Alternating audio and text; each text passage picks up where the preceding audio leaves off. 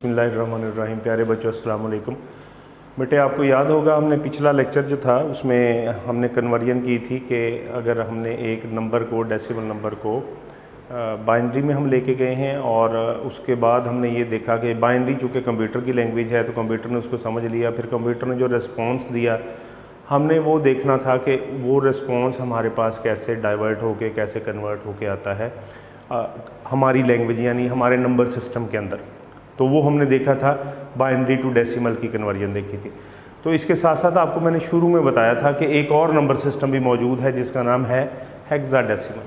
तो बेटे आज हम ये देखेंगे कि बाइनरी डेसिमल नंबर सिस्टम को अगर हमने हेक्साडेसिमल में चेंज करना है तो वो कैसे करेंगे। तो बहुत आसान सा काम है बेटे। डेसिमल जो है उसकी बेस कितनी हमारे पास है 10 और हेक्साडेसिमल की बेस कितनी है 16। आपको याद होगा मैंने बताया था कि अगर किसी नंबर सिस्टम की बेस ना लिखी जाए तो वो कौन सा होता है, वो डेसिमल होता है। तो आज हम ये करते हैं, मिसाल के तौर पर मैं एक वैल्यू ले लेता हूँ 789। ये मैंने ले ली एक वैल्यू और इसको मैं कन्वर्ट करना चाहता हूँ हेक्साडेसिमल के अंदर। तो बेटे वही एलसीएम फॉर्मेट वाला आसान सा तरीकाकार होगा। हम 789 जो है उसको यूँ लिख लेंगे और 16 के साथ इसको डिवाइड करते जाएंगे। ठीक है बेटे। तो अब आपको यहाँ पे एक और इम्पॉर्टेंट चीज़ कि आपको साथ साथ ये टेबल आना चाहिए 16 का, फिर ही ये काम आसानी से हो जाएगा। ठीक है। 16 4 जो है वो बनेगा 64 और 16 5 जो है वो बनेगा 80। वो बड़ा हो जाएगा, 78 है ना हमारे पास पहले, तो इससे बड़ा हो जाएगा।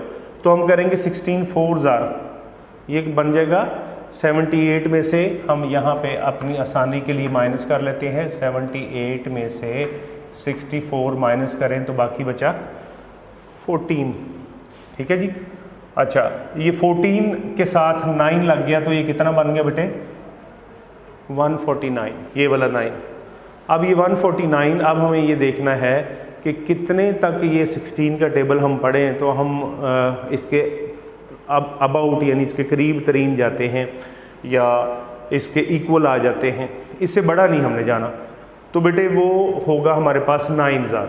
देखें फिर एक बार आपकी आसानी के लिए 16 को 9 से कर भी देता हूँ। 9 6 54 और ये 5 आ गया, 9 1 9 और 5 14, 144 होगा बेटे। तो अब हम इसको 9 से करें तो ये कितना आ गया 144 आ गया। तो 149 में से अगर हम माइनस करें, 149 में से 144 को माइनस करें तो ये 5 आंसर आता है बेटे। तो ये बाकी क्या बचा हमारे पास 5, ये जो बाकी बच गया ये हमारा रिमाइंडर कहलाएगा। अब हम दोबारा फिर इसको 16 से करते हैं। 16 3 बेटे 48 और 49 में से 48 को माइनस करें, बाकी क्या बचा 1। आगे हमें जाने की ज़रूरत नहीं क्योंकि ये 3 जो है आलमोस्ट 16 से छोटा हो गया। और ये आपको याद होगा जब डेसिमल से बाइनरी में हमने कन्वर्ट किया था तो मैंने आपको बताया था कि आपने उस वक्त तक इसको करना है जब तक ये जो बाकी बच जाती है वैल्यू, ये इस जो डिवाइड कर रही है वैल्यू क्वोशिएंट जिसे हम कहते हैं, ये इससे डिवाइडर जिसे हम कहते हैं, ये उससे छोटी ना हो जाए। तो ये छोटी होगी बेटे, अब तो ये डिवाइड ही नहीं होनी। इस आंसर को उसी फॉर्मेट से हम यूं करके पिक कर लेते हैं। ठीक है। तो ये बना 315 किस में आ गया बेटे 315 किस में आ गया हेक्साडेसिमल के अंदर। बहुत आसान सा काम है। सिर्फ जो एक चीज़ आपने जहन में रखनी है वो ये रखनी है कि आपको 16 का एक तो टेबल अच्छी तरह से आना चाहिए। ठीक है। अच्छा, इसमें एक भी बेटे आपको और भी बता दूं, कैलकुलेटर अलाउड है। ठीक है, लेकिन वो एग्ज़ाम में अलाउड होता है। और कैलकुलेटर अलाउड होने के साथ फिर ये होगा कि वो आपको पॉइंट्स में दे देगा, वहाँ पे आपको प्रॉब्लम आएगा कि ये पता नहीं अब बाकी कितना बचता है, ये कैसे। बेहतर है आपको 16 का टेबल आना चाहिए। अगर आपको 16 का टेबल अच्छी तरह से आता है तो फिर ये काम आपके लिए बहुत ज़्यादा आसान हो जाएगा। अच्छा बेटे, अब हम ये देखते हैं कि अगर हमने ये तो करके देख लिया 315 को, अब हम इसको इन्वर्ट कर लें।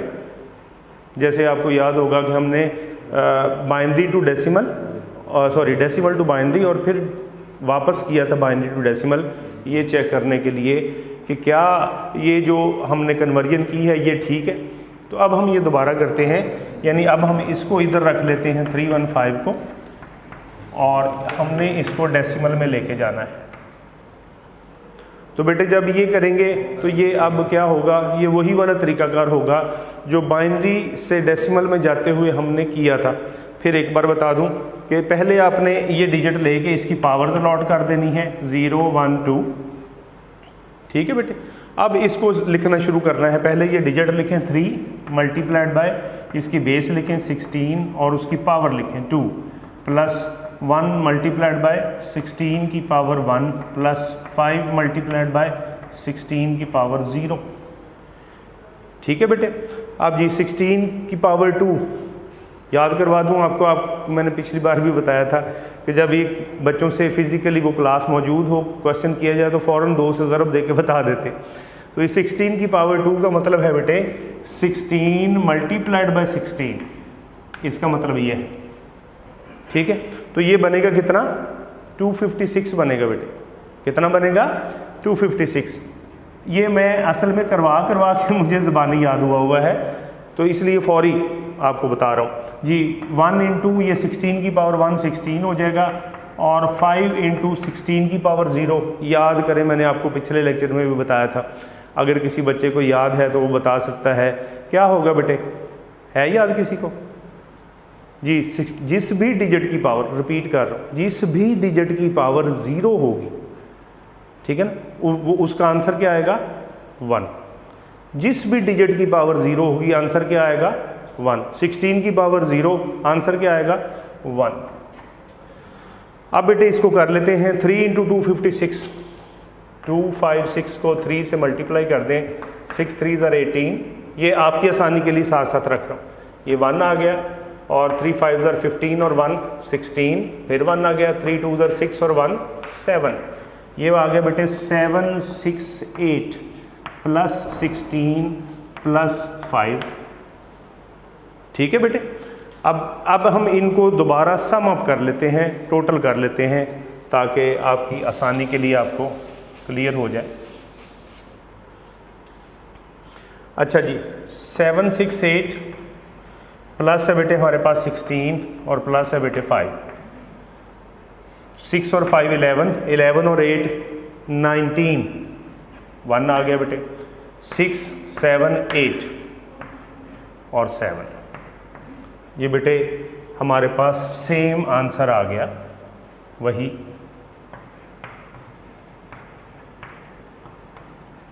जो यहाँ पे है। इसका मतलब ये हुआ, साबित ये हुआ कि हमने ये कन्वर्जन जो पहले डेसिमल से हेक्सा में हम गए थे उसको हमने बिल्कुल ठीक परफॉर्म किया था, क्योंकि जब हम वापस हेक्सा से डेसिमल में आए हैं तो हमारे पास वही वैल्यू एज ए आंसर जो है वो रिपोर्ट हुई है जो पहले थी। ठीक हो गया बेटे, आसान है, समझ आ गया, चले बहुत अच्छी बात है। अच्छा, होपफुली ये आपने पिछली क्लासेस में शायद किए हों तो आपको साथ साथ आता हो। अच्छा बेटे, इसके साथ एक छोटी सी चीज़ और आपको बताना चाह रहा हूँ, और वो ये है कि अगर फ़र्ज़ करें हमारे पास कोई ऐसी वैल्यू आ जाए कि ये तो स्ट्रेट हमने सादा काम किए ना, कि अगर कोई ऐसी वैल्यू आ जाए, कहा जाए में से बाइनरी की फॉर एग्जांपल वैल्यू आ जाती है और उसको कहते हैं अब करें हेक्साडेसिमल के अंदर, यानी आप यूँ कह लें ये कन्वर्जन वो कहता है आपसे कि बाइनरी को किस में ले जाएं, हेक्साडेसिमल के अंदर ले जाएं। अब बेटे क्या करना पड़ेगा, ये थोड़ा सा मुश्किल हो जाएगा हमारे लिए। अब इसके दो तरीके हमारे पास, जैसे मिसाल के तौर पर 101101 ये बाइनरी है और आपसे कहा गया है इसको हेक्साडेसिमल में ले जाएं। अब बेटे इसके दो तरीके हैं, या तो ये कि ये बाइनरी जो है, ठीक है, इसको पहले लेके जाएं डेसिमल के अंदर, ठीक है, और फिर इसको डेसिमल से ले जाएं हेक्साडेसिमल में, जो अभी हमने किया तरीकाकार। ये तरीकाकार है, ये इनडायरेक्ट होगी, इसको कहते हैं, ये कौन सी कन्वर्जन है बेटे, ये इनडायरेक्ट कन्वर्जन है।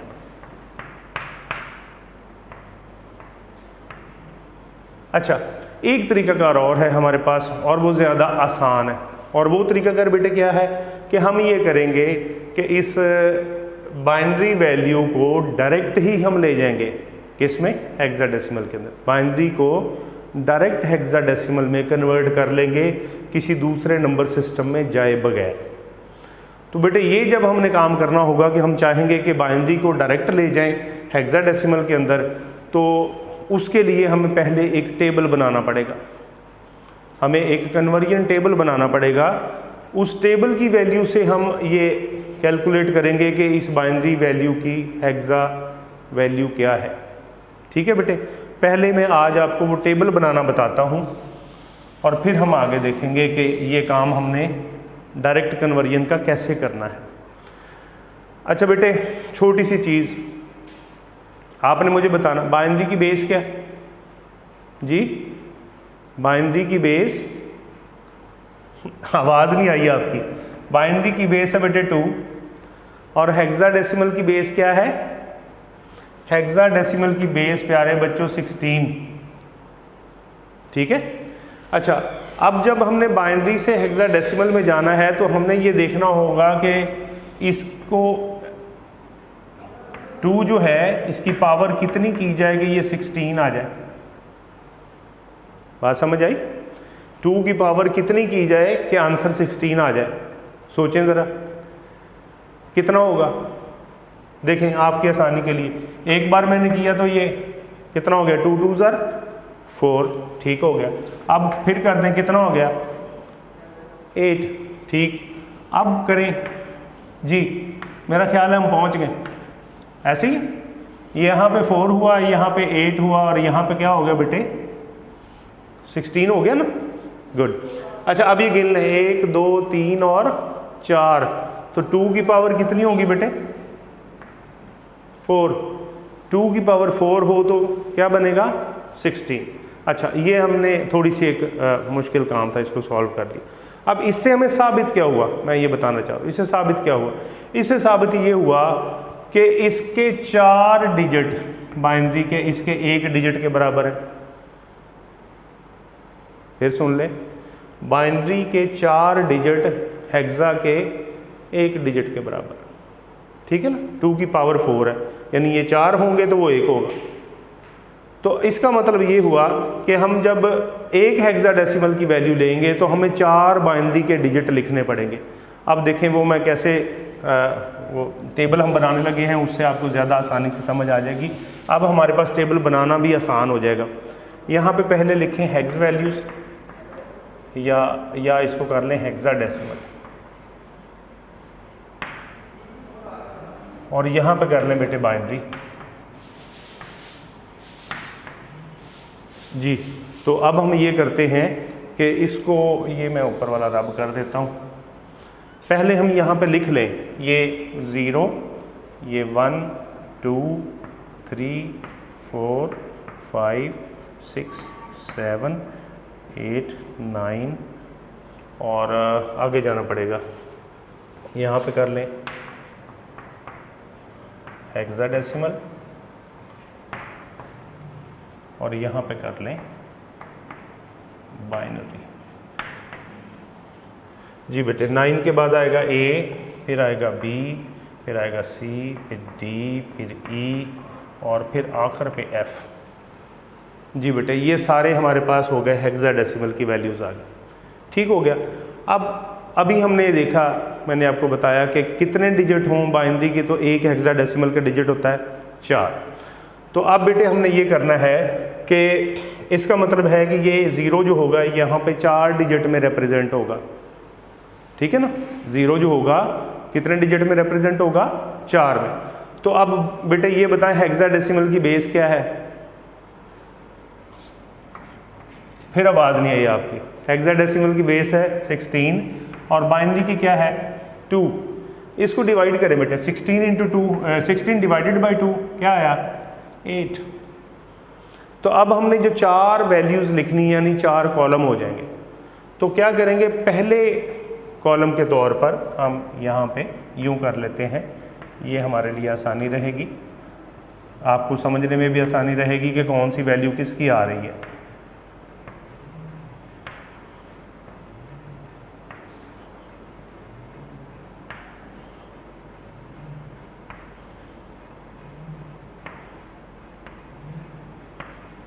इधर भी आ जाते हैं इसी तरह से।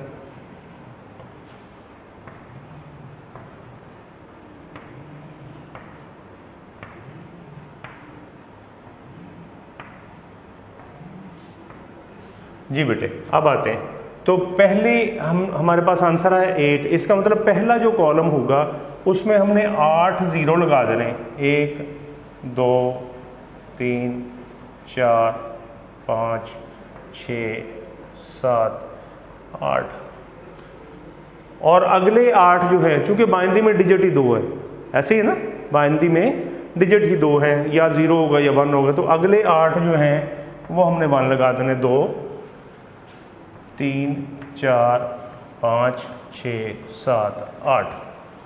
ठीक हो गया बेटे। अब चले 8 को फिर कर दे 2 पे डिवाइड, क्या आया 4। लो जी अब आपने 4 ज़ीरो ले लेने, 1 2 3 4, फिर 4 1 ले लें, 1 2 3 4, फिर 4 ज़ीरो ले लें, 1 2 3 4, फिर 4 1 ले लें। सही हो गया जी बेटे। इस 4 को फिर 2 पे करें, आंसर क्या आया 2। 2 ज़ीरो बेटे, 2 1, फिर 2 ज़ीरो, फिर 2 1, फिर 2 ज़ीरो, और फिर 2 1 2 ज़ीरो 2 1, और अब आखिरी बेटे 2 को 2 पे करें तो क्या आएगा 1। तो अब बहुत आसान हो गया ये जी, पहला 0 अगला 1, फिर 0 अगला 1, इस तरह से 0 1 करते जाएं।